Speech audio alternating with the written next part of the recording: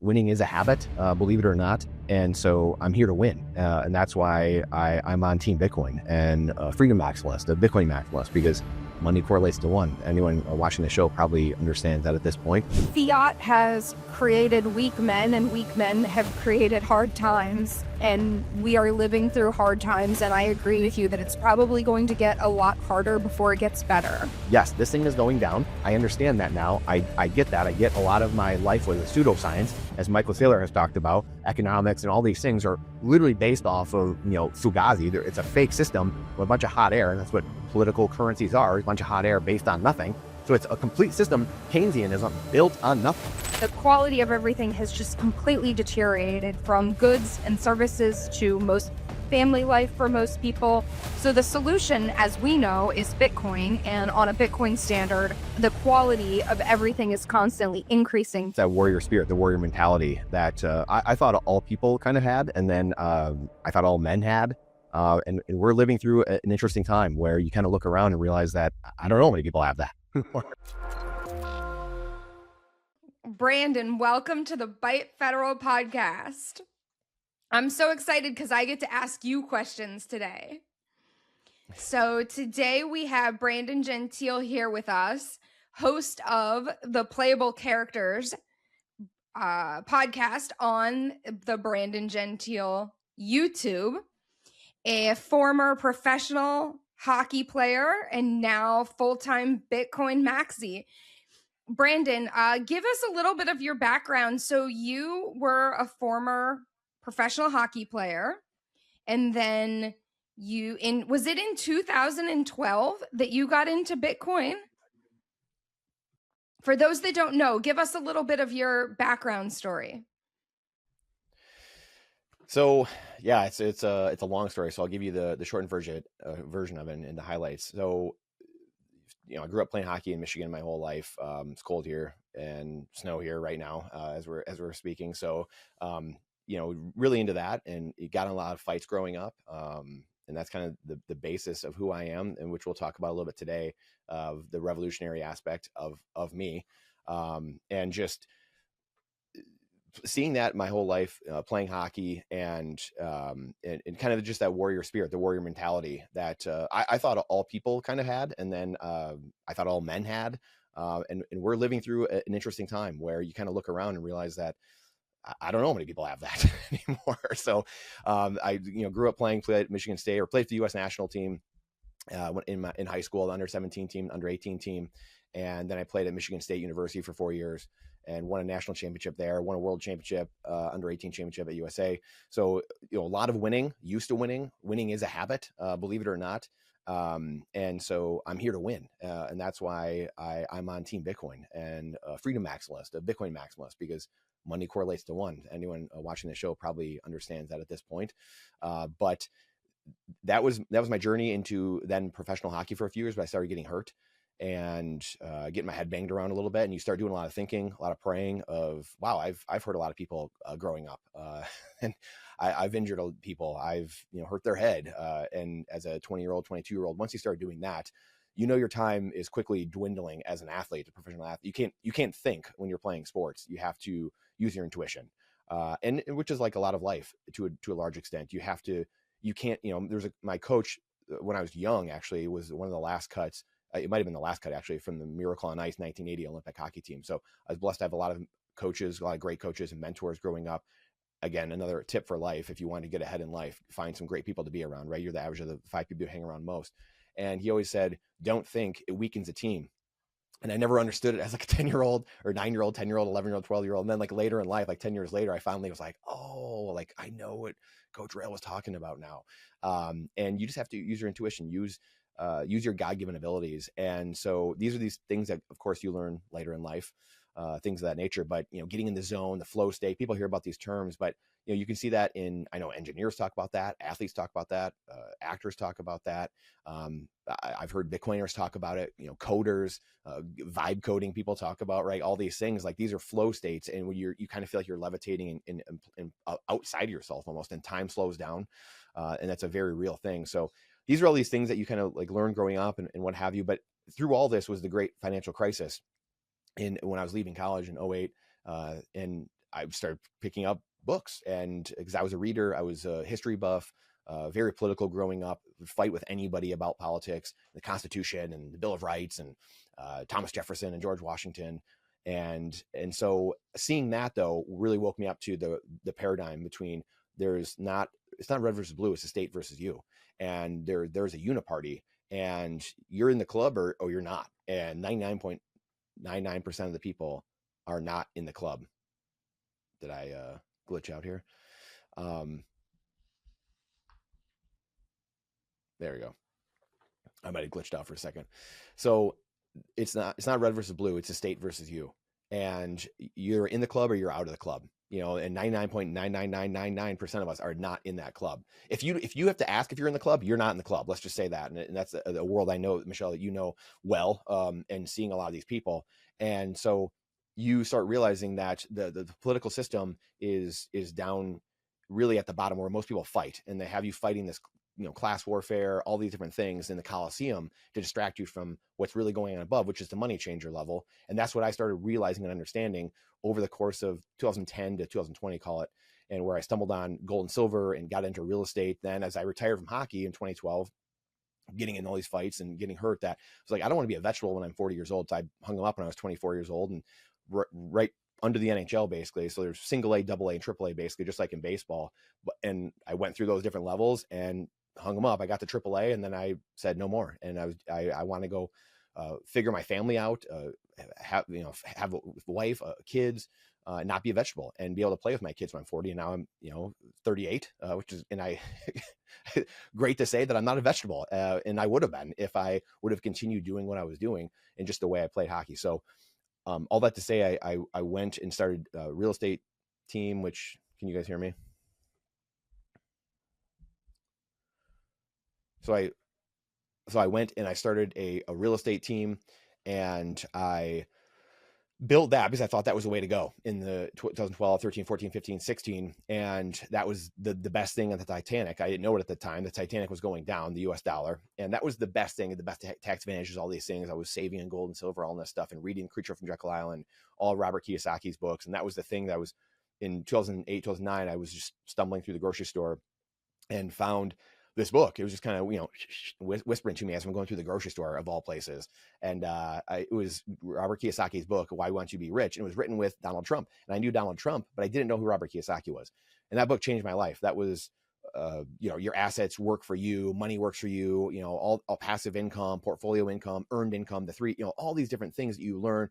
The rich, mind their own business, all these principles from Rich Dad Poor Dad. A lot of that was talked about in this book as well. And so it blew my mind. It was something that it angered me a lot, because it was something I'd fight with teachers about, and people, when are we going to learn about money in school?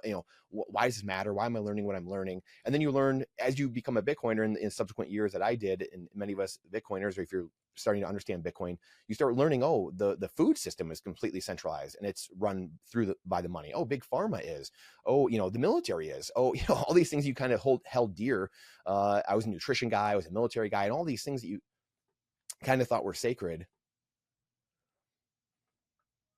and all these things that you kind of held sacred to you, or schooling, centralized, government run schools. People don't like government bathrooms or public bathrooms, but they'll go to public school. It's a pretty wild concept, that people like, I hate public bathrooms, but then public school, oh yeah, sign me up. I'll be there 8 hours a day.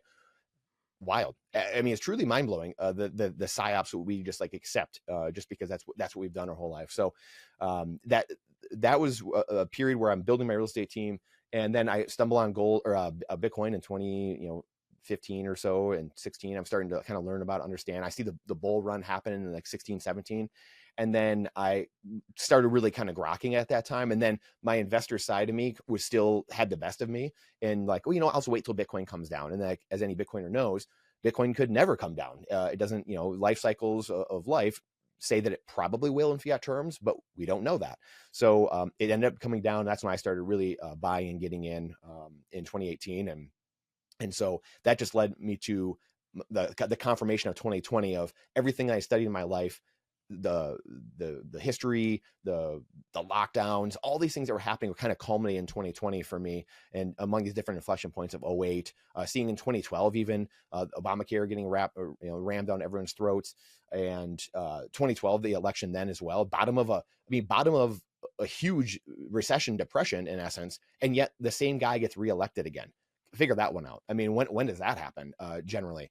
And so, and then mind you, Mitt Romney's a terrible candidate in my eyes to be a force for the Constitution or something like that. And yet he had 20,000 person rallies. People don't even remember Donald Trump was not the original like 20,000 person rally guy. It was Mitt Romney. Mitt Romney was getting, Red Rocks was filled, amphitheater in Colorado, like all this stuff. I mean, it was crazy. That's how big the anti vote was there for the guy, the Democrat candidate, which shall not be mentioned, in 2012. And it was the Tea Party and the Occupy Wall Street were two sides of the same coin, yet the media had us fighting like we were against each other. And it's like, no, we were fighting for that same exact thing. And so you start figuring, and you can only see it through the eyes of follow the money and eyes of Bitcoin. You can't see it from that fiat layer and in the political layer. So you have to understand the layer above that. And then there is a third layer. There is an ultimate layer, which I believe is good versus evil spirits, which controls the money layer. So we can get more into that as well a bit, but that's where we lead here to today. I got rid of my real estate team and started, hey God, where am I needed? Because I felt this call and this pull my entire life to be here. Didn't, when we were born, this didn't exist, but that's why I never knew I wanted to do. And now here we are, doing podcasts and talking, educating about Bitcoin, writing about Bitcoin, working on some books, like things like that, where I feel very blessed, where it's finally after 30 years, 35 years, 38 years, where it's like, wow, this is where I was meant to be to push forward freedom. So, long story that's much longer, but I hopefully condensed it well enough. No, it's great. I am so glad that you're here. And I know, many in the Bitcoin community feel the same way. Very glad that Bitcoin has brought us all together. And I think it's really, it really resonates with me. We've talked before about the good versus evil and, the evils of fiat money. Which I want to get into, but I do have a question for you. So you have a background in like hard assets, gold, and, more of a hard asset background coming into Bitcoin. And I'm curious, what would you say to people? Because I don't know anything about all that, right? But gold is really having a moment. Gold is rallying. And we see Bitcoin kind of just like slow and steady, if not down a little bit. So what do you say to people that are maybe in a place that you were 5 or 10 years ago, where you understand hard assets and maybe you're a sound money advocate, but they're still thinking that gold will ultimately win? What do you say to those people? Yeah, that's a great question, Michelle. And I was telling you guys earlier, I'm interviewing Alan Hibbard, who's Mike Maloney's right-hand guy now, which I have their book somewhere. But this is a guy that I learned from really more than anyone. Mike Maloney wrote The Guide to Investing in Gold and Silver back in like 2005, and it's a phenomenal book. And it's not that big. This is his new one from like 2020 or 2022 or whatever. And I learned pretty much everything I know about sound money, the principles of money, properties of money, all these things. Like that was all from Mike Maloney. And he was the first gold dealer and silver dealer to use Bitcoin in like 2014, accept Bitcoin and stuff like that. And I was one of Robert Kiyosaki's advisors for a long time. And anyway, so I was that guy. Like I was gold and silver guy and in sound money. The thing I'd say to anyone is go watch his stuff. Number one, I'm interviewing Alan Hibbard, which is his right-hand guy now, who was at the Bitcoin Vegas conference a few months ago that we were all at, right? And so he's a phenomenal guy, and he's a guy that's our age, and he sees both sides of the spectrum and works closely with Mike. And I consider myself the same person, where I see both sides of the spectrum. Gold and silver is phenomenal if we're in a local tribe, like we're just in a local community together, and you can, gold and silver works great. Like that's phenomenal. And the problem is when you go globally, if you're going to have a global economy or just even an economy within your own state in here in America or the nation, even if you want to, just say, hey, nationalism is the way to go or whatever it is. You can't have when you don't have instant settlement, when I have to fly or ship or train the gold and silver to someone else, that time that it takes for the final settlement is where all the shenanigans come in. And that's what gold and silver folks don't understand. That's like the thing that they have a really hard time with in understanding that. And the one thing that gold and silver has, the 5,000 years of history, is actually what holds it back, right? Like we have, because it's been there for 5,000 years, we have 5,000 year track record of it failing over and over again. And so it's great if you want to like hold your, you know, store of value and maybe keep and just hedge in the sense of keep your purchasing power against the failing fiat currencies, which have, every single one has failed. Every government currency has failed over the course of 5,000 years, every single one.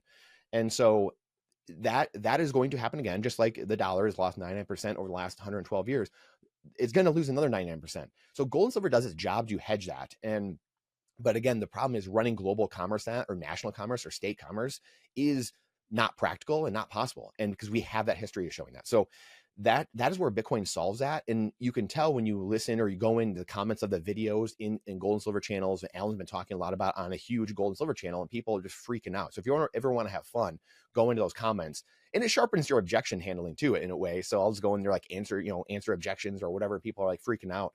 And so that's the thing where you need an honest ledger that's immutable, that no one can change. And the problem is with gold and silver, again, people think like gold-backed stable coins and all these different things. But again, when you don't understand the centralization problem with stable coins, or, you know, one node running it or whatever it is, or there's a couple nodes that are validated or whatever it is, you're recreating the same system over and over again. So society is going through this process where it's gonna take a little bit. Like, people need to learn these things. Come hell or high water, they will. And bad things will happen. They'll force them to learn. Good things will happen. Price will goes up. They'll learn. So it's going to be this process, you know, going through this. But gold and silver are great. I mean, they're amazing. They're great at what they do, the utility of them, but they don't make great money. They make great money maybe 5,000 years ago, but when you have global commerce, it's impossible because of that settlement time. That's where, again, where the shenanigans come in. That's where the 3% charges come in. You have to trust a middleman. There's no instant settlement. Those are the things that, again, it goes over time well, but it doesn't go over space. All very good points. And there are some great gold bugs that have come into Bitcoin. You know, Yes. You just had Larry on your podcast. Yep. Larry Lepard is another great one. Yes. So yeah, I think there's lots of good gold bugs that are now. They see it. Yeah. Okay. So an unpopular opinion that we have from you is that Bitcoin is not inevitable, and that if humans abandon the garden, echoing concerns about network value without engagement. So, you know, we talked about the necessity that Bitcoin can be money. So with ETFs inflows slowing and retail hype sort of cooling down, what signs tell you that we are at risk of the unattended garden, and how do we rally against that? Yeah, I'm glad you brought this up. This is something that, you know, nature abhors a vacuum. And again, everyone I use the garden analogy because people know, like, hey, if you don't tend your garden, the weeds grow up around it, right? And this is like anything in life. And this emanates from politics. And this is why I think it's important that we talked about the political stuff first. I realized for a long time I was fighting people that they didn't even know, they never even read the Constitution or the Bill of Rights. So I had fighting people like 20 years ago that they never even read these documents. So how in the world are you going to fight someone with no basis in reality? So I kind of stopped, and then I moved to the money thing, whatever.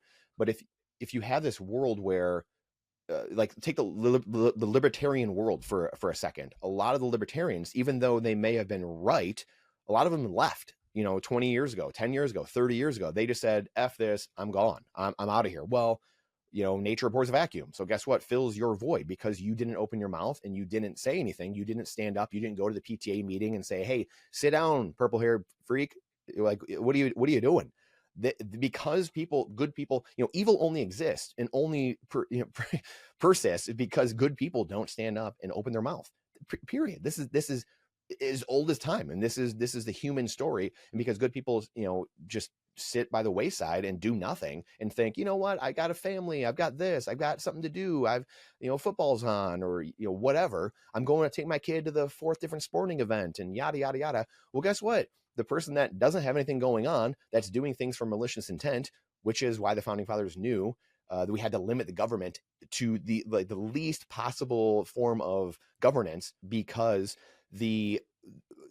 evil's always going to be attracted to power. What does evil want? This is why I was talking about the highest level. So now the political levels where 99% of the people lie. Then the 1% or maybe less than 1% operate in the money changer level, or follow the money in that world. And then the highest level is good versus evil spirits. Because what does evil want to do? The ultimate form of control is controlling human beings. And we can see that everywhere in the world. There's a guy that had an island somewhere with a bunch of kids that were young. Well, what was that all about? A lot of it was about controlling human beings. It's the biggest slave trade on earth right now, still to this day, more than any time in human history. So this is a thing that, again, a lot of Bitcoiners don't even think about. They don't talk about, they don't understand. And this is what's controlling everything. And it controls the money changer quotient as well. So it just goes back to, if you're going to walk away, and good people will walk away, whether it's the protocol, the code, all these fights, if good people don't stand and fight it out and come, whatever whatever happens through all that happens at the end of the day, right? We're going to come to consensus on all these things. It's been happening for 16 years. It's going to happen going forward. But if we believe that we can just sit by and do nothing and it's inevitable, and people are just going to understand Bitcoin. So take the Canadian trucker thing, for example. So if no one would have stood up and said, hey, there's this Bitcoin thing that could be used, if the BJs of the world or Ben Perrin or these people just said, I'm not going to say anything, I'm just going to go away, I'm going to go to Barbados and just hang out and have fun, instead of them getting into action and doing something, or they went somewhere else, would the trucker thing would there have been as big of a story? Would they just got crushed and went away? Would they have been bankrupted and not have any, so it takes good people standing up and be like, no, I'm doing the right thing. Even though it's hard, I'm doing this. And so it's the same thing with Bitcoin. It's not inevitable, because if people don't know about Bitcoin, Bitcoin could run for 1,000 years in the background. But if people don't know, they're not educated about Bitcoin, not doing what you're doing, there's so many people out there now doing this and educating and writing on it and pontificating, and that has to be done in order to have humans understand, hey, there's a way out. There's a way out of this cage, this fiat cage that has been built around me that I was born into. I mean, right now, everyone's been alive basically has been born into this fiat cage, this enslavement cage that we don't even know exists around us. And so that's where, hey, there's a way to break out of this. And that goes to this whole point of, if it's not inevitable, if humans don't know about it, and it could work for 1,000 years, but if no one talks about it, no one says anything, no one tends to it, no one takes care of it, then it'll be over there on its own doing its thing. So those are all really great points. You know that I really agree with you. And one question that I have for you that I myself really struggle with is, a lot of Bitcoiners want to opt out, right? And they just say, like, Bitcoin doesn't care. And of course, that's very tempting. I did that for most of my life, even before Bitcoin existed. 2020 was actually the first year that I ever voted. And I voted because we saw during the COVID lockdowns how important, your governor was. Everybody had very different experiences based on local politics. And so that was the first time that I got involved in politics, really. And then I came to work in Bitcoin as Choke Point 2.0 was really ramping up. And that sort of I kind of doubled down, because I saw how important the laws and the regulations were, because even if you want to opt out, they can still come for you, right? Like, you're still a citizen of somewhere. And you mentioned, like, moving to an island somewhere, but not everyone can do that. And I'm curious what you would say. Of course, politics is not black and white. It's not, it's not all great. I think it's more directional than anything. And so a lot of people are sort of sick of it and unhappy with a lot of the things that Trump has done. And I think have forgotten how bad it could have been. So what do you say to those people that just want to opt out completely and then let the blue hairs rule? Boy, yeah, we can sit here for hours and talk about that. Yeah, it's tough. It's tough. Part of my answer is I know there will be some people that don't like it, and it's a calling, I think, to talk about it and talk out about these things, because not everyone does. And we see this in the Bible. We see Moses going through the desert, and almost every page is the people complaining about something and not having faith. And these, the Bible is a book of principles wrapped in stories, so people can understand them in first principles, in essence. And so, we have this world where people want to just kind of opt out because that's the point in the way. Like, again, evil, if we don't understand evil, then, and some people, everyone wants to say like it's some guy in a tower somewhere. It's like, Klaus Schwab, like, I'm like doing things. It's like, well, it's not a guy. It's not like one guy, or it's not like one family doing this. It's evil. And again, I think people are having a come to Jesus moment, pardon the pun here, with evil. And evil knows no boundaries. Evil can come to any of us. We're all cracked vessels, and that's the thing. Like, we could get up tomorrow and start doing something shooting up under the bridge or something like that. You can choose evil every second of the day, or you can choose good every second of the day.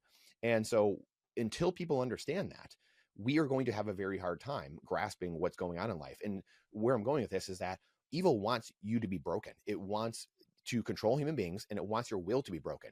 And that's largely what the communists have tried to do here in America the last 100 years, 150 years, is break the will of the American individual. And they're dang close. I mean, they're dang close. And so that's, and evil will use different forms of power. So maybe it's coming through communism. Maybe it's coming through capitalism in the form of crony capitalism, and people making decisions in forcing people to do things, that they shouldn't, that goes against their morals, or, so like, it knows no boundaries. It'll use and cloak itself in these different concepts or ideas in order to get its agenda done.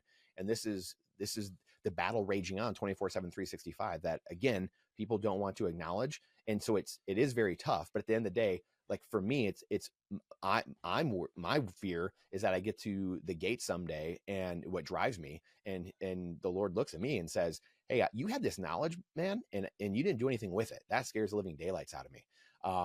Whether I accomplish what I'm supposed to do or not, I better be doing that. I better be doing that thing. And so it's just a wake-up call, I think, for the average person to understand, like, this is very real. This is not like a rehearsal. This is life. This is the only shot, the only crack you have at it. And you are meant to be here for a reason. And you need to dig down deep and get right with yourself and figure out, are you supposed to be in the fight, or are you out of the fight? Because you might not like war, but war likes you. And it's not a kinetic war. It's not, JDAMs, dropping on your head, fortunately, not for most of us, but it's a spiritual battle that every single human, all 8 billion people, are dealing with and have to deal with. That's called life.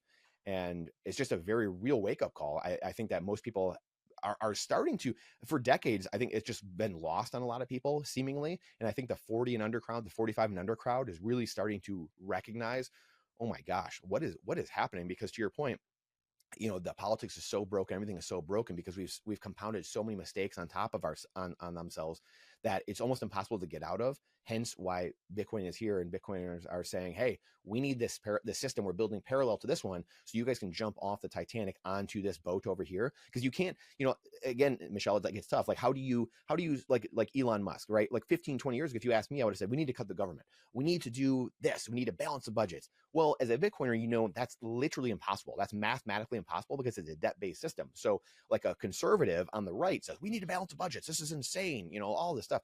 And that's impossible. So I was that guy 20 years ago. But once you understand money and how money works, you understand you can't cut anything. Hence why Elon Musk couldn't even talk about doing it without civil unrest starting to come out of the woodwork, and nothing even really happened. But at the same time, if you grow up in the system, and this is where, like, the empathy comes in, and understanding we're all on the same team, we're fighting evil, but the 99%, we're on the same team, and there's way more of us than there are them.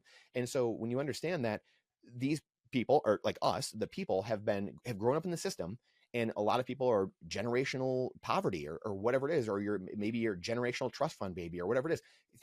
Put yourself in all those people's shoes. That's all they know. And so everything's relative to that. And so, everything below the trust fund guide looks like, oh, you poor people. And then everything above, like the person that's homeless, it looks like you're living in, this benevolent world where you might just, like, well, I just have this 1,000 square foot home. And this guy's like, yeah, I live in a cardboard box. So this is the problem, that society, because of fiat, you have this world where you're pitting everyone against each other, and no one knows each other. There's no community. There's no neighborhood. There's nothing, because everyone's out there to get their own, to cheat the system and cheat each other to try to get ahead, because the expenses are rising so fast, way faster than they can even do anything about, because they had to divorce their spouse. They had to, because their spouse had to go work, and then they don't know each other, then they get divorced because, well, we were trying to put food on the table. Now we have 3 jobs, and now we use all our savings. Now we're on a credit. Now we're going bankrupt. This is how the system works. And that's, you sip from the chalice of easy money, and you get all the downstream effects of that bad decision. So you make the bad decision at the top, And then you get all the downstream effects. And so going back to this whole point though, of we all grew up in this system, and understanding that and empathizing with, there's a lot of people stuck in the system and they might even know like the problem. I think there's a lot of people that actually kind of know the problem. I think that's like something Bitcoiners, and I've even said even recently, like, I don't think people even know the problem. So how are they gonna know the solution? I think people do know kind of inherently, but they definitely don't know there's a solution. And then, like you said, they're broken, their will's broken. So they just like, screw it, F it. I'm out. I'm not doing anything, and you just kind of give up. You sedate. You turn on the TV. You turn on YouTube. You're doom scrolling. You're using drugs, whatever it is. You just kind of like remove yourself from the system. And at the end of the day, that is the ultimate question of how do you get people re-engaged? How do you get people back in? And unfortunately, my only real answer is that really bad things happen, and really bad things have to happen to basically snap people out of that. And I don't know what that looks like. I have no idea. Is it depression? Is it or a recession? Is it mass events happening? Whatever that might be, grid blackouts. I have no idea. But something is coming to snap humans back towards reality, because that's just how these life cycles work, unfortunately. And I think the Bitcoiners, all of us that understand the money, are trying to yelp at people like, hey, the Titanic's not down yet. Can jump off on this lifeboat before more of you go down with the ship. And that's the struggle that we're in right now. Yeah. I think Fiat has created weak men, and weak men have created hard times. Yeah. And we are living through hard times. And I agree with you that it's probably going to get a lot harder before it gets better. But fortunately, now we have Bitcoin, and we have that lifeboat. Yeah. And, the more people that we can get on there, the better. I think eventually it's going to get a lot worse before it's going to get better, but eventually we will see Bitcoin sort of reprice everything and hopefully bring hard money back, a bit, and everybody will be living on a Bitcoin standard. How far off that looks like, who knows? But the Bitcoin as a protocol repricing every asset on Earth is a Jeff Booth gem that you have amplified. So, question for you: with stablecoins like Tether under scrutiny and dollar dominance really shaking, how do you see the repricing playing out for everyday people, for the 99%, over the next 6-12 months, or even 2 to 3 years? Yeah, I'll maybe zoom out really actually in the macro really quick first. And I was just saying this recently, like even the last person on a Bitcoin standard. So we just talked about civil unrest and the things getting worse before they get better. And again, that's just life. And then just go back in history, and this is how this works. But even the last person on a Bitcoin standard getting Bitcoin wins. And this is why, because society is getting better as more and more people adopt Bitcoin, and everything is repriced. And to your point of everything is coming down in terms of Bitcoin. And if no one has seen the chart, I mean, look up some of the charts, obviously, of homes priced in Bitcoin over the last 10 years or 15 years, or goods or eggs or bread or whatever it is. It's all going to zero if you price in Bitcoin terms. So this repricing will keep happening because, again, of course, the more people come to the network, and so the network gets more valuable. And Metcalfe's law, one of the things that people can look up, obviously, and look into that. But the value in fiat terms will keep going up because they're printing more currency. So it's going to take more of those dollars to purchase one Bitcoin. And so conversely, if you flip that, obviously, everything is getting cheaper when you hold Bitcoin. When you're actually saving in real money, everything in your life gets cheaper and cheaper and cheaper. So in the macro, and while this is happening, obviously, so you have this repricing going on for every good and service throughout time going forward. And then as you have that happen, society starts healing because more and more people are getting wealthier over time. And as we know, even in the fiat world, you look around you, and the places that are the most economically sound or have the most economic prosperity generally have the highest standards of living, or they have the longest life expectancy, or the happiness, the best happiness ratings, or whatever you want to call it. And so, and you can see it by the economic data, right? You don't need a survey to tell you that. And or just the lights, right? The thing at night, right? People are talking about, look at a country at nighttime and look how bright it is, right? And that's part of like this, how you can tell these things very simply. So while this is happening and people are getting wealthier over time, they are happier generally, because they can then, instead of having to be on the hamster wheel all the time in working, and then I don't know my spouse, I can't have as many kids. Well, guess what? Now you have more kids. Now you have a better relationship with your spouse. Now all these things, so your happiness keeps increasing because you're not on the hamster wheel. It's not about buying more things, right? Because now when you have this world, and you mentioned Jeff Booth, and there's some of the brilliant minds out there have talked about this. When you, and I think Tomer Strolight has talked about this a lot, when you have a currency that's not, we're not counting units, and that's measuring how wealthy someone is. Instead, the units are fixed, and we're then measuring, hey, how big is your family? We're measuring, your happiness quotient. We're measuring that. Were you at home? Was everyone home for Thanksgiving together? Was everyone home for Christmas together, or New Year's, or whatever it is? We're celebrating things that actually matter and actually fulfill human beings and nourish human beings. So all these things, if you keep compounding that, instead of what we've been doing, this fiat doom loop, debt spiral downward, zero sum game with fiat, now we have this positive sum loop where people that keep adding Bitcoin to their coffers and saving Bitcoin, they keep getting happier because they're more fulfilled, all these things.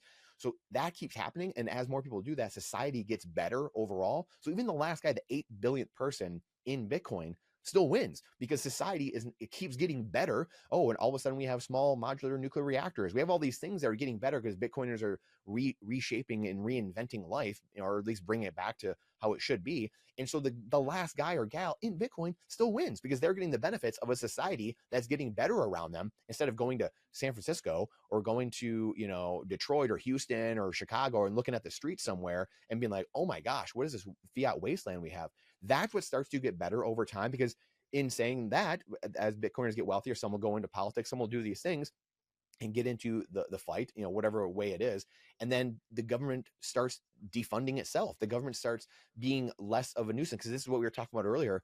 You have this world where if you grow up with dependence, so this is, we have this world where Elon's trying to cut things, or for years conservatives or whatever, we're trying to balance budgets. You can't, because of that debt-based system, and a lot of these people's livelihoods, unfortunately, are based on the government. They're dependent on the government. So it's actually an affront to that human being's life. Like, this is why there's such vengeance. People are like, wait, what? Why are you hating on me? I'm trying to balance the budget. They're like, dude, that's my livelihood. Like, those are my food stamps. I mean, that's a very real thing. And this is something I didn't understand 20 years ago. This is their livelihood.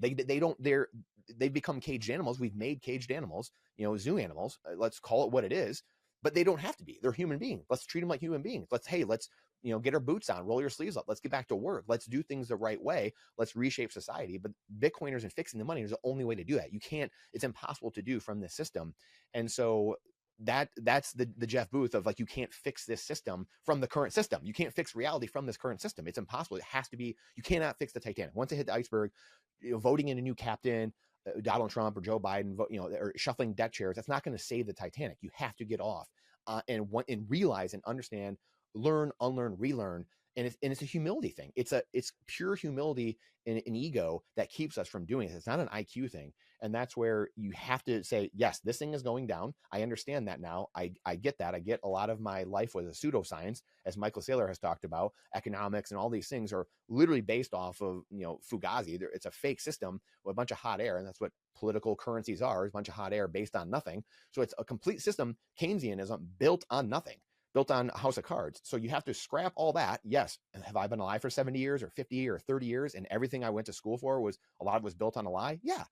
Who cares? That's life. Like, okay, wipe your hands of it. Okay, now we go forward. But that's very hard for the average person. They have a very hard time understanding that and grasping that and resetting and changing. Oh, I thought my work was done. School's over. I need to go, I want to go, like, have fun now. I want to retire. I want to do this and that. It's like, that's not life. Life is a battle 24/7, like we talked about earlier. This is not how life works. So again, until we understand that, you're going to have really hard things that snap us back to reality. The ship is actually going down. There's only a couple feet left out of the water, and people are now actually realizing it. Or we choose to jump off the ship now and cut our losses and say, yeah, this thing is great, but let's go build something else. Very, very true. I think, if we look at a new system, if we look at Bitcoin as the solution and Bitcoin improving things, like you said, there's a lot of people that I agree with you that a lot of people know something is wrong, but they don't necessarily understand what it is. And we talk a lot about fiat and fiat being evil. So on a fiat based system, the quality of everything is just constantly going down. And so we're really at like the bottom piece of that. Like you said, there's not a lot of the ship that's left, it's going under. Mm-hmm. The quality of everything has just completely deteriorated, from goods and services to most family life for most people. And so the solution, as we know, is Bitcoin. And on a Bitcoin standard, the quality of everything is constantly increasing. But you do have to, like you said, you have to admit that everything you knew was a lie. And that's the biggest challenge for people, is that ego test. Where do you think is a good place to start? Maybe for people that are listening who say, okay, yes, I agree with that. I know that everything has completely gone to shit, right? But I'm not sure that I believe that Bitcoin is the solution. Where do you think, because I think there's a lot of people in that position right now. Where do you think the best place for them to start is? Humility, obviously, like we said earlier, is the number one thing. You have to, once you see these things and you understand, hey, there's something really wrong, then the search begins. And so that, for me, it was the awakening of 15-20 years ago of, there's a uniparty. These guys are in the same team. George Bush started the bailouts. That side, the Republican side, didn't apparently believe in that before that. Well, they did. We just didn't know it necessarily. And that's kind of when the world woke up to a lot of this. And that's when I woke up. And so I started from that angle of an inflection point of something like this. These people are not doing what they said they were going to do. And so, and I'm curious, I guess, on top of it, and I know everyone's different, but it was, okay, I got to go down the rabbit hole. I got to figure out this money thing. And I think part of it to me is because, yeah, it's not go buy Bitcoin. It's not like, hey, Bitcoin's the thing. Because everyone has to go through the Bitcoin gauntlet. Everyone has to go through this maturation process, this identity crisis, the seeing what's going on. Because I started from that, and I went to gold and silver and just learning about the properties of money. And so I think that's part of it too, because what I can't understand, and I'll never be able to understand, Michelle, is how people will go, they'll sleep 8 hours a night on a terrible mattress. That's a third of your life. And I'll never understand how you go work for another third of your life and you don't understand what you're working for. So that's 2/3 of your life that you better kind of figure out. You better like kind of have it figured out, because that's that you go to work every single day, and then your finite time and energy that you can't get more of, you trade it for an infinite piece of paper. And so to me, it was, what am I trading my life for? I better be trading it for something important or something worthwhile or something valuable. And so that to me is like the ultimate question that every human needs to ask themselves. I'm trading my finite time and energy, and it's away from my family, my wife, my spouse, my husband, my kids, my grandparents, cousins, friends, whatever, my calling, my passion, my hobbies. I'm saying I'm not doing this because I believe that what I'm doing over here is important, and that I'm trading it for something that's going to benefit me in the long run. And most people, most human beings, trade it for something that's worth less in the future. So they're letting someone else steal their time and energy, steal that away from them, rob them from that, keep them in this cage. It's the wildest thing. I'll never, to the end of my days, understand why someone would not question, what am I working for, before they go into, hey, I'm going to trade my life away. So that to me is the starting point, and that's that humility ego thing of understanding that. And then that leads you to the gold and silvers of the world, maybe the altcoins and the cryptos, and then obviously, Bitcoin, really being the best of all of them in my eyes, in your eyes, I know in our eyes. However, we didn't wake up one day and say, oh yes, Bitcoin, I had a dream last night, Bitcoin is the thing. Like, we all had to go through this. 10 years ago, I had 30 different, crypto altcoins, and because I came from the investing world, like I said earlier, of, oh, Bitcoin's down or go up, I'm gonna wait till it comes down, I'm gonna buy. And then I fortunately bought mainly Bitcoin, but then I bought, little tiny positions, like 30 different coins on Coinbase. So that's why Coinbase is, they got to get rid of all this garbage, but that's how they extract wealth from the dumb retail, is because I was that person. Even though I was an accredited investor basically at the time, I still was like, oh, I'm position sizing in a bunch of different cryptos. I mean, if I'm doing that, and again, I'm not Warren Buffett, but I'm just saying, someone that was literally plugged in for 10 years studying money and understanding what was going on in the world. If I was doing that 10 years ago, and that was something that I was doing, then there's a lot of people doing that because they don't know what they're doing. So moral of this whole story is that Coinbase shouldn't be, number one, have anything but Bitcoin. But number two, we already know that. So people have to go through this journey. And this goes back to the Canadian truckers, the Dutch farmers, people getting their bank accounts frozen, surfers getting tackled on the beach during COVID. They're out in the, bothering no one. I mean, this goes through. So like, the average person has to become red pilled. They got to become, white pilled, orange pilled. They got to go through these different pills, and you got to start taking your medicine and understanding you have these different inflection points in your life, and you got to go start studying. What am I trading my life for? Because again, Michelle and I can't go tell someone, hey, this is the best money. You can never tell anyone anything. They have to come to the conclusion on their own. So it's, asking, humility, ego, and then what am I working for? Truly, what am I working for? And what am I saving that in? What am I saving my time and energy that I traded away, or what am I trading it for? Am I putting my finite energy into a finite container, an equal container, or am I putting it in a container with a leaky hole in the bucket, an inflationary hole in the bucket? So you pour that time and energy in, and then it's just the inflation is trickling out your time and energy. You wake up in the morning and it's gone. Well, in Bitcoin, it's not gone. Like, that's the beauty of Bitcoin. Gold and silver was that thing. Bitcoin is the best because it's perfectly finite. Gold and silver have a small inflation rate to them. Obviously, you can mine more and always will be able to. So that's, again, another reason why Bitcoin is superior to gold and silver, like we talked about earlier. But that, I think, is the biggest thing. You have to ask the question of, what am I trading my life for? I sleep 8 hours a night. I work 8 hours a day. The other 8 hours, hopefully, I'm spending with time and family and whatever, and hobbies and callings. But that to me is, ask that question first, and then you can start going down the rabbit hole of understanding and learning and going through this gauntlet, because it is a gauntlet. I mean, it's a process. I look back, it's so easy now to see, and then I laugh. I'm like, okay, it's taken me 20-25 years to understand the things I know. And then you kind of ask yourself, like, okay, I see why a lot of people don't get it, or maybe won't get it. And then eventually they'll be using Bitcoin rails for everything, because the 3%, as we've talked about before, the couple percent of society is going to drag the rest of society over, just like the American Revolution. There's a couple percent that battled there, and they gave the other 97% the Constitution and the Bill of Rights. And so it's going to happen again with Bitcoin. So many good points there. You mentioned Coinbase and people kind of trading cryptos, trying to outperform Bitcoin, which I think is the case because it's hard to break that trained behavior of thinking that you have to invest and like outperform something.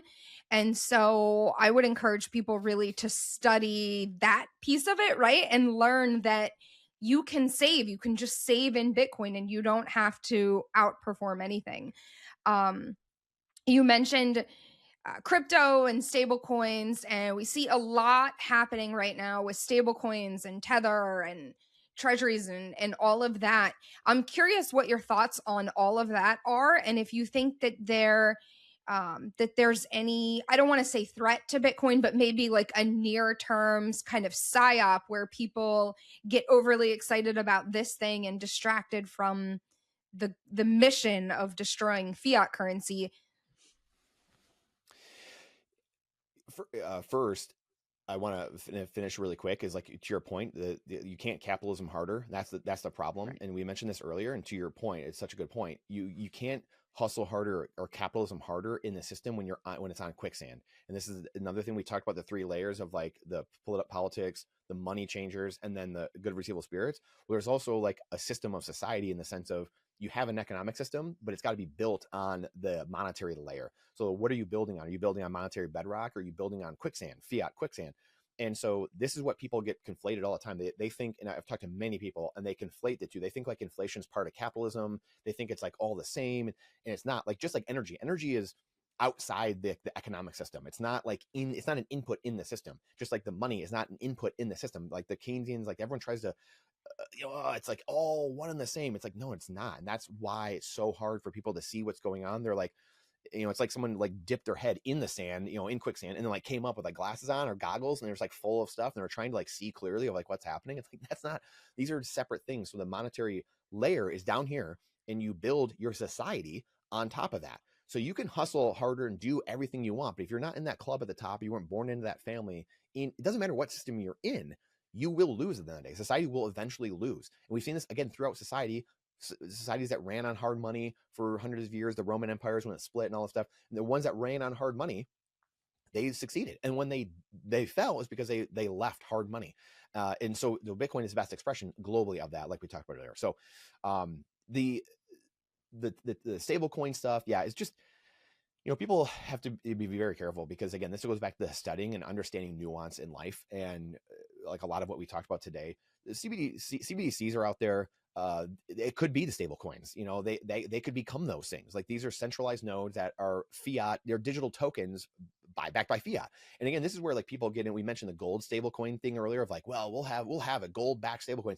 Well, people have to look up the Oracle problem. There's a problem when you're trying. One of the discoveries of Satoshi, one of the two big ones I think was he the power. So you don't, just because you have more power or you have like a stronger computer doesn't mean you necessarily win the next block, right? Like it's a lottery. And so he attached like not like the amount of wattage you had to like, do you get Bitcoin, but it was time, right? So he attached time to the proof of work. And that's what one of the big discoveries truly was at the end of the day of marrying these worlds together. But the other part was attaching physical work to the digital world.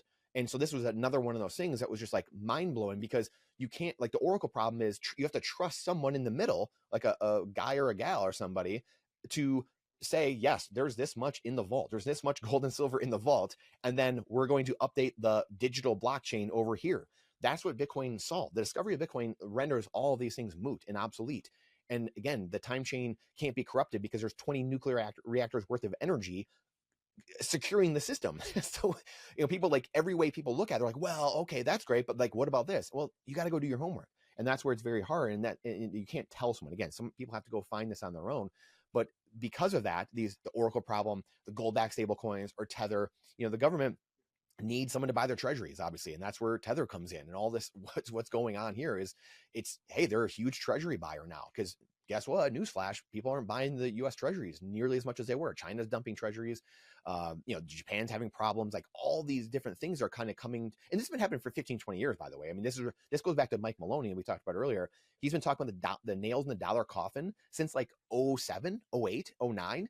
And this was like in the great financial crisis. And he did a thing for like 10 years where he would note all of the nails in the coffin, like people leaving the network or doing this and that. And it got to be so much by like 2018, 2019, which is, mind you, 7 years ago. And he stopped doing it. He stopped counting all of them because there was so much. And so it's hard to see. And this is what's, again, I know you know this, Michelle, but it's like, it's so hard to see when you're in it day to day for all of us. I mean, everyone, like every human being, of like, well, the dollar can't go down, or, well, inflation's not that bad on a day-to-day basis. But when you zoom out and take everything into perspective, it's very obvious. And this goes back to the Titanic, which I think is one of the best analogies for Bitcoin, because you use it in so many ways. But it's hard when you're on the Titanic to see that it's listing or that you're going down, because people are reading the newspapers. You still can vote for a new captain. You're rearranging deck chairs, and everyone told you how great you are and how big your military is, and this ship can't go down. But only can you, when you back off in the lifeboat and you get further away, can you see, oh my gosh, this is going down. And that's Bitcoin. You have to remove yourself from the current monetary system in order to see what is actually happening. So, Tether being backed by the dollar, what is that going to do? What good is that going to do? That doesn't do anything for freedom and humanity going forward. Does it do something in the short term, in the sense of like they can buy our treasuries, and we have people around the world can use the dollar immediately? Like, yeah, it has short term, great, but it just kicks the can down the road. It's a centralized node of digital fiat. Like it's the same system we're building over again. And again, people are going to get caught up in this, unfortunately. But like you said earlier, fortunately, we have Bitcoin here now as the actual lifeboat. There actually is a life raft to jump off and to get in off the Titanic at some point. Yeah, it's amazing. So, that I agree with you that the stablecoin thing is just kicking the can down the road. They're trying to grasp at straws to maintain dollar dominance, but I don't think that there is any chance they succeed. Normalcy bias is very real. People think it could never happen here. We see fiat currencies inflate, hyperinflate all the time. And I personally think eventually the dollar will hyperinflate. And of course, everybody says, oh, no, that's crazy. It could never happen here, which is the same thing they said when the world started locking down. We could never lock down in the United States. Do you think that we see the dollar hyperinflate, or do you think that it's just a long, slow crawl down towards nothing? Irrelevance. Yeah, this is such a phenomenal question. I was just thinking about this morning, actually, about our talk. Actually, I think a lot of it has to do with the hippie bubble, and this is something I've talked about for like 5 years now. And the hippie bubble is the demographic shift we are seeing, and we're about to see over the next 10 to 20 years. So I think it's I think it's a 10 to 20 year, unless there's like some black swan or like there's something, crazy again that happens, which is very real and possible. And like we've kind of talked about throughout this episode, but I think in a natural state, if that makes sense, or if there's the right way to say that, the next 10 or 20 years, the demographic shift of like everyone 40, 45 and under sees the world. They've seen their parents, their grandparents get screwed over left, right, and center. We've come out of college and not been able to get jobs or whatever it is. And the world is rapidly changing. Now there's AI and robotics and like all these different things going on. And so the older generations are going to be leaving power, and they they have the wealth and they have the control right now. In basically all the halls of Congress, of companies, whatever it is, they will be gone, unfortunately. They will all be gone in 10 years, 20 years, so this demographic shift of all that wealth and the power being transferred to the younger generations, and mind you, the younger generations, the 44, 45 and under crowd was Occupy Wall Street and a lot of the Tea Party as well. There were some older folks in the Tea Party as well, but that's the faction of the world. And again, those people are on the same side, the same two sides of the same coin, we'll call it. And so that's who's going to run the world. And that's where it's a digitally native world. They're not going to be loving on gold and silver. They're not going to be saying, oh, the 401k is great. Oh, the pensions are awesome. Hey, let's get a FDR New Deal. Let's do a war on drugs and welfare and all this stuff, war on poverty. It's like, look how those things have turned out. So everything government gets into, things just get worse. Government, Department of Education, 1979, oh, Jimmy Carter, we got a great idea here, so everything government touches becomes worse and worse and worse. The younger generations have seen that. They've also been rocked by a bunch of these different things, and they want transparency. Like it or not, social media has caused us a form of instant gratification, in the sense of we want things done now. Now, when it comes to government, that's not always a great thing. It's not usually a great thing. You want things to happen slow. However, when you have 10 tiers of justice, when you have government politicians, oh, we have 30,000 emails are gone. We don't know where they went. Oh, this guy's got little boys on an island somewhere. Oh, whatever. Like, the younger generation won't stand for this. So come hell or high water, there will be justice and rectifying a lot of these situations. Now, is there still going to be evil in the world? Of course. There's still going to be bad people doing bad things? Of course. It's not going to be utopia. There's only one utopia, and that's when you end your life. Naturally. When your life is done, then you will be in a different place, and hopefully in utopia. So that will never be here, but we can damn well be sure that there's a much better way we can be operating here on Earth. Capitalism, we this is not new. Like, humans have gone from the tribalistic, and then we've wars, and then Genghis Khan, and then we went to the monarchies and despots, and then we had tyrants and kings, and like we had all these. Then we have democracies and republics. Like, we keep iterating on what we're doing. Well, voluntarism and the Bitcoin standard is coming. It's just the next 250 year, 500 year evolution of what humans do to reorganize themselves in society, and that's where we are. And that's where I go back to. It's very hard to see. My dad has said this many times. He said, it's easy to see things in the history books. Like, you look back and you're like, oh, how could they not see that coming, or something like that. But it sucks when you have to live through it, or it's like, it's hard to see when you live through it. It's very hard. It's hard. Again, it's hard day to day to see what's happening, and you have the picture of the New York City when the horses were there in 1901 in one car, and then 10 years later it's all cars and one horse. And so these things happen, but they happen maybe in 10 year or 20 year or 30 year span. So we're right in the smack dab middle of that 15, 16 year span, where the next 15 years are going to be massively disruptive with AI, technology, robotics, 3D printing, and Bitcoin reorganizing and reestablishing this human order that we're in. And then capitalism, free markets can reinsert themselves and then sit on top of this monetary bedrock that we were talking about earlier. So that, to me, I hope that answers your question. So it's a very hopeful time. It's an incredible time to be alive, and I can't believe we get to be alive for it, to be quite honest. It is incredible. Fix the money, fix the world, right? Exactly. All right. Well, Brandon, it has been so great talking to you and actually getting to ask you questions. I have one more question for you before I let you go. And I want to know, you host your own podcast, The Playable Characters, and I want to know, over the past year in 2025, which has just completely flown by, what is the single craziest thing that you have learned that has shifted your Bitcoin worldview?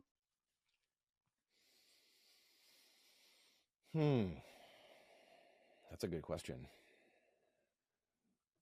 Man, there was something recently. I don't know what it was though now. There was something recently that I was just like, huh, my mind is kind of changing on that. I'm not sure exactly what that was now. That's a really good question, Michelle. I don't know if I have a good answer for that. You might have It's stumped me. okay. I like to run my mouth, and you might have stumped me. Um, Man, I don't know. I think this goes back to like the core versus not stuff. We slightly alluded to this earlier, right? Tending your garden, things like Mhm. that, like getting down the rabbit hole on certain things. Like again, this goes back to the Tea Party and Occupy Wall Street. I can see both sides of the arguments with these things, and that's where there's some things that in life, or a lot of things in life, they're above your pay grade, and that's for a lot of us. Not most Bitcoiners, like a lot. These things are, you have to be you have to understand what's going on and know a little about a lot of things. That's kind of what being a Bitcoiner is. But at the same time, this argument, or I've made this argument before of you our job, I think, is to educate people and talk to people. Like, I know that's what I'm here to do, is to talk to people and shift their context, and not be someone that's going to provide you content. Like, I'm not going to sit here and tell you how to run a node necessarily. Like, well, I help some family or friends. Yeah, for sure.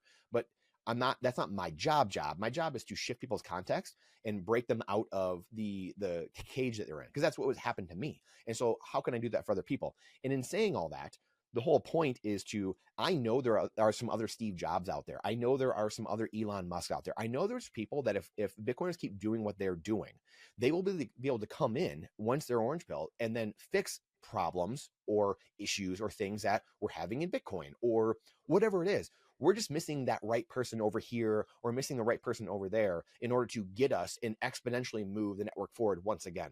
And so that's my contention a lot of times is I'm an Occam's razor guy of the simplest answer is almost always the right answer, stuff like that, where, I'm not the rocket scientist. I'm not a coder, an engineer. I'm not the best political expert in the world or whatever it is. I'm not an expert. I don't think in anything. It's just, I know a little about a lot of things, but that's what I believe humans are really meant to be, as generalists. We're not necessarily supposed to be specialized, in my opinion. We're supposed to be able to, for thousands of years, know a little about a lot of different things. That way we could survive and get around life.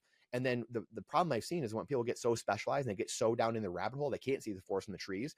And you see that in Bitcoin, but then you see it in the fiat world, in the sense of people vote with in their prism. They vote inside like their job, and that becomes their life. And then they operate their life like that. Every decision is based off of their job.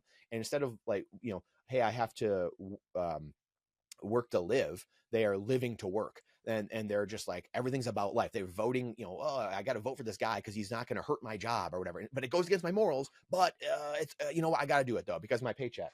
And that's because of the fiat system.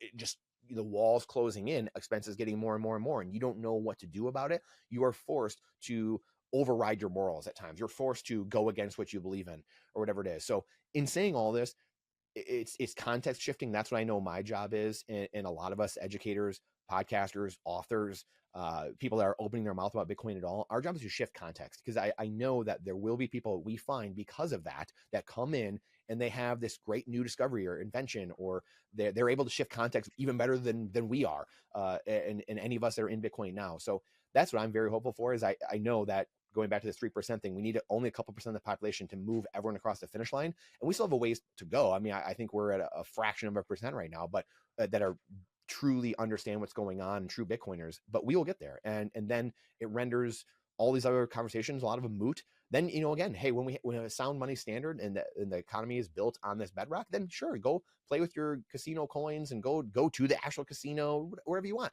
The irony in all of it, though, you won't need to. Like, that's the irony of all of it. So like, it's truly the Trojan horse. Once, cool, government, go get it, or casinos, or you want to go to the casino afterward, great. Or you won't need to do that though, because you're becoming wealthier and wealthier on a Bitcoin standard, that you won't feel the need to go to the casino and sports betting and gambling and doing all these different things all the time. That'll become less important to you until it just goes away, because you're getting wealthier. I love that so much. Don't lose the forest through the trees. Precisely. Well, It was really great talking to you. Like I said, it's been an honor to be the one to ask the questions. I could ask you questions endlessly. We'll have to do this again and maybe try sometime when we both have stronger internet connection. Yeah. For Yeah. people who want to find you out there, where can they find you? Just at Brandon_Gentile on everything. I think it's my YouTube handle is that, the Twitter handle, Noster, I believe, as well. Yeah, just Brandon_Gentile. And just remember, politics is downstream from culture. And that's it. So, culture is something that can be changed by people, but you have to stand up, open your mouth, vote with your wallet, vote with your feet, and actually take action in order for things to change. So thanks so much, Michelle. Thank you for joining us. I couldn't agree with you more. And I'm so glad that people like you are taking action, and hopefully you'll inspire others to do so as well. So go follow Brandon, follow us here at Byte Federal, and get involved, and don't lose the forest. Yes. And self-custody. That's right. Self-custody your Bitcoin and take down the governments and abolish fiat currency. It'll happen naturally. As more people do it, it'll happen naturally. Thanks, Michelle. Thanks, Brandon.